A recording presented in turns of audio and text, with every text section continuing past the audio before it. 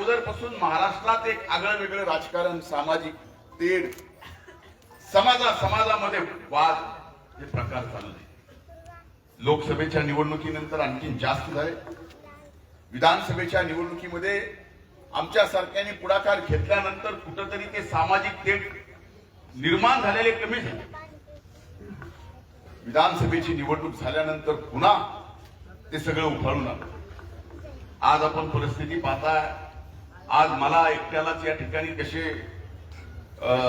Target केलं जात आहे, पण त्यांनी कितीही टार्गेट मध्ये मला बसवायचा प्रयत्न केला तर त्यांच्या टार्गेट मध्ये मी कधी बसू शकत नाही. मला तुमच्या सगळ्यांचा आशीर्वाद, मला सर्व समाज जात धर्माचा आशीर्वाद आहे. कारण जीवनामध्ये मी कधी जातीपातीचं धर्माचं राजकारण केलं नाही. म्हणून आज मला या निवडणुकीमध्ये आपल्या सर्वांचे संपूर्ण आशीर्वाद. या निवडणुकीत आपण गल्लीचं,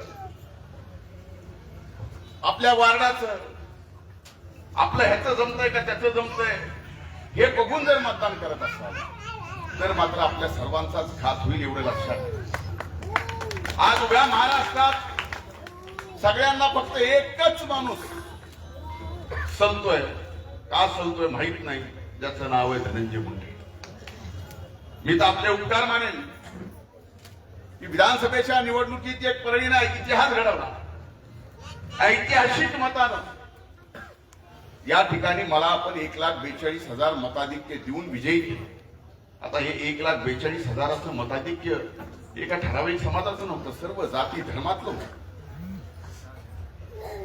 पडलेल्या मतापैकी 76% मतं ज्यावेळेस मला पडली, त्या 76%मध्ये सर्व जाती धर्मातल्या लोकांनी मला मतदान केलं. आणि हा इतिहास घडला. मंत्री झालो, नंतर मंत्रिपदावरून खाली आलो. माझ्यासाठी मंत्रिपद सर्वस्व नाही. माझ्यासाठी सर्वस्व काय असेल तर काम करत राहणं आणि काम करून तुमच्या मनामध्ये स्थान निर्माण करणं, कायम तुमच्या मनामध्ये राहणं आणि तुमची सेवा करणं, याच्या पलीकडे माझं